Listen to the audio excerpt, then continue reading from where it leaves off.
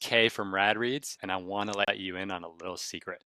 It's not that hard to be a super connector. In fact, all it takes is a few things. First, showing up.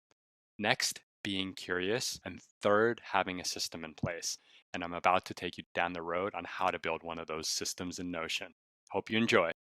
So we'll start off with a simple table. I just made the background consistent.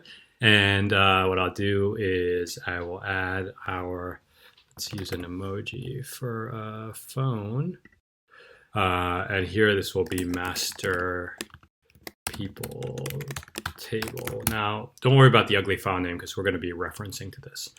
So here we won't use this table originally. So here we'll have name, then we'll add email.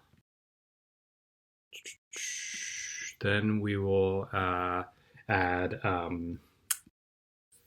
birthday, which will be a date. We will add interests, which will be multiple tags. That's multi-select. And then we will add frequency, which will be, let's see, this will be single select. And we'll add city, which will be multi-select. Now, as we're doing this, I just want to point out that the goal is to not go tag crazy. In fact, I'm going to limit you to, not contractually, but I'm going to limit you to 5-ish tags for every category, or else this can just get too unwieldy and you'll start, it will become self-defeating. So now that we have our few columns, let's go in, I'll just shrink them a bit just so we have some room.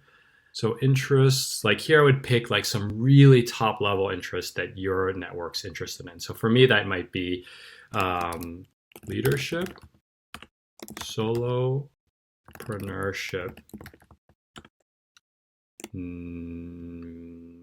financial independence,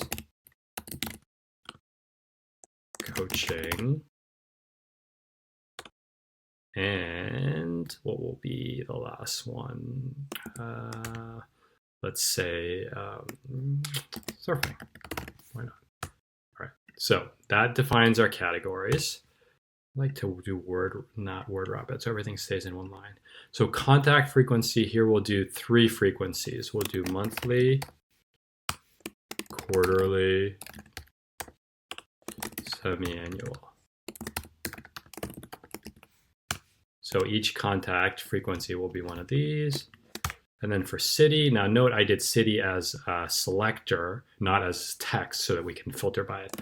So we'll do NYC, SF, London, Hong Kong, CDMX, Mexico City, and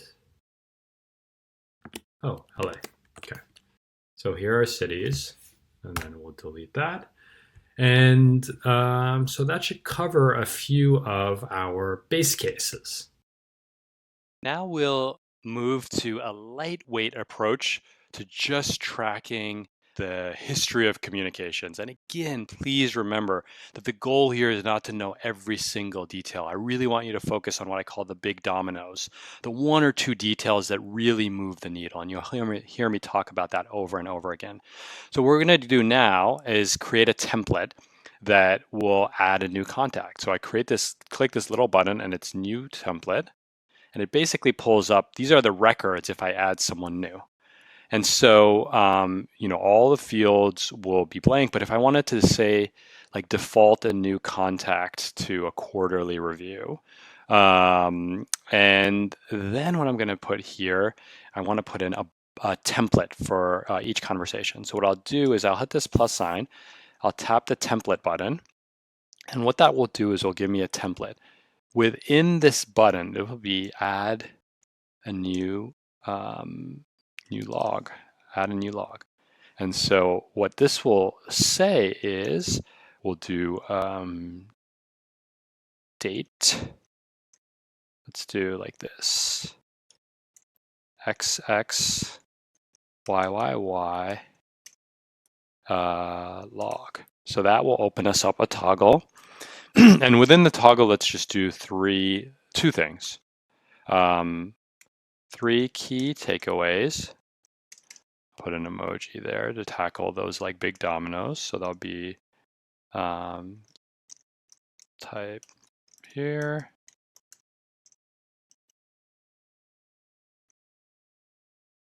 Two, three, oops. And then I'll do notes. And again, this will be free form. Just put a little notebook here. And then boom. So I'll close this template button. So now if I go, well, let's close this first. So now I want to add, oh, we didn't name our template. So let me go in and name it. It's a new contact. So now when I go add a new contact, let's say David Jones, see it defaults to quarterly and add a new log. So let's say I met David, have a meeting with David, and it's 1 January 2020. I open that up and I start just typing my notes here. And if I meet him again, that might be 2 2020. Same thing. And again, the purpose for here is to be super lightweight. One thing I'll add too, I'm just going to add one more date column, which will be last contact. And that will also be a date. And move it next to frequency because we're going to use that later. All right, now we are going to do some tests for our communication frequency. And so what I'll do first is I'll add a view, and I'll call this view frequencies. Hit create. Gives me my old view default view, which is where we were before, and this new view frequencies. Now frequencies I can just toggle out. This is just for testing stuff on dates. So I can toggle out all of this information, cities, email, address, so on. I'll keep birthdays because it's a date. And what I wanted to show you, I did this without recording just because it takes a little while. I basically created two formulas. The first is called convert frequency. And what this formula does, if I hit edit formula, is it basically says if my frequency is monthly, then it's 30. If my frequency is quarterly, then it's 90. If my frequency is semi-annual, then it's 180. And so as you see here, Marcus is semi-annual, so it's 180. Jim is monthly, so it's 30. And so then I created a second formula. And I normally I would do this in one giant formula just so you could see how it's laid out. So the second the next formula is date add, which basically takes the date of last contact, so October 3rd, and it adds quarterly, which we know is 90 days. So October 3rd plus 90 days is January 1st, 2020. And so then the last thing I want to do is to test against today's date. And so this will be, are we overdue? And this will be a formula. And the formula will say, the formula will say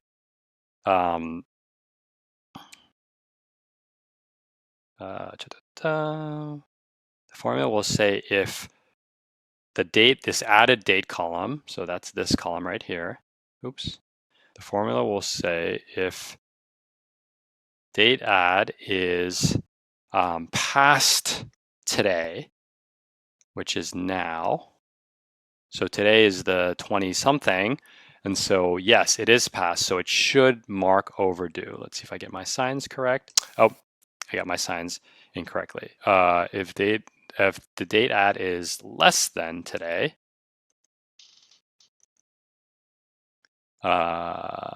then okay. So I needed to contact Sebastian by the 1st, Marcus by the 5th. The only one outstanding is Francine, and she's on the 20th, and so she's not overdue. So that is how you create this overdue test. Now you'll notice that I didn't have an annual check-in because If someone made it into this table, then you probably want to check with them at least once a year. And what better way to do that than their birthday? And so what I'm going to do here is do some more formulas. So I'm just gonna duplicate this view, and we're gonna play with some birthday formulas.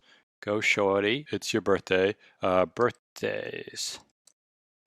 And again, what I'll do here is, I'll go into properties and smash out all the things that I don't need. Data overdue. And so then what's left are two formulas. So I added this column and this column I added. And here is a formula that basically takes your birthday and puts it in the current year. So Jan 23rd, 2020. So this birthday is actually today, December 10th, 1950. So that's December 20th exactly. Then you click here. This formula tells you how many days until your birthday. So it's the date between the current year birthday and today, returned in days. So you'll see 7. And so again, some simple calcs that basically work for you. And now we will go and put it all together. All right, so now we're done with the back end of this system, and we're going to make it usable. You're probably saying to yourself, okay, cool, you did formulas and birthdays and blah, blah, blah. But again, the point is to use this. Like, why are we here? We're talking about always be collecting dots. We're talking about being helpful to other people, where we talk about the our Emmanuel paperclip strategy. So what we'll do next is we're going to create a new page. Let me unhide my screen. That puts it all together. So let's say my people HQ. Let's do it that way. We'll put the phone again. I got the cover just to keep it spicy. I love the customization on Notion, as I'm sure you know. So here's our custom screen. Perfect. And while it's loading, so the first thing we're going to do is we'll create upcoming birthdays. Let me just, I'm a detail freak. Okay, upcoming birthdays. And so here is the magic. It is called create linked database. And so here we'll see it's called master people table. So boom, it just spits in a copy of our database. Let me just clean up the formatting, full width. Let me hide our sidebar. Look, you guys know this table, but I only want to see the upcoming birthday. So what I'm going to do, so first I'm going to clear out the all the fields. So the only fields that I want to know when I'm doing upcoming birthdays is I go to properties, and then I want their birthday. Let's keep their email. We'll keep days till birthday, and that's it. Okay, and then we'll move this over. Okay, so name, email, birthday, days till birthday. Now, the last thing we want to do is let's say we only want to show people who have birthdays in the upcoming month. So what we'll do here is we'll filter this based on days till birthday is less than 30. So we'll just have a rotating, Sebastian's birthday is today. So we just have this rotating, self-updating field about birthdays. And so you just come into your people HQ, you see whose birthdays are, and then you send them an email. And so we can just clean up our formatting here. Okay. Now we're going to do the same thing. Actually, I want to put this above for overdue contacts. And here again, I'm just going to copy this table, this view. These are just views. So I'll copy this view, this purple for consistency, and then you'll see, so now it's the same view. So I need to clear out, first I want to change my properties. So now I want it to show who's overdue, their contact frequency, get rid of the birthday stuff, keep their email always. And there you go. And I want to then sort. I want to sort by the monthlies, right? So I want to sort by frequency because I want the monthly contacts are obviously more important. So I go to sort by frequency, which is sending. Oops, descending. Ascending, sorry. Okay. So those are our two, this is our dashboard. Then I'm going to add one last thing. Again, I'll copy both of these just to make it easy. View all. I'll duplicate this.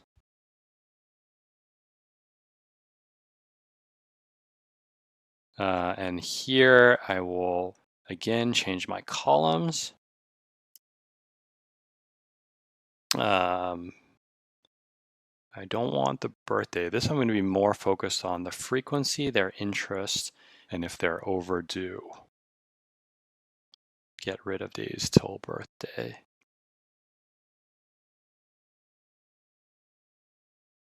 And then I actually don't want to filter anything, but I do want to sort by, let's sort by last contact.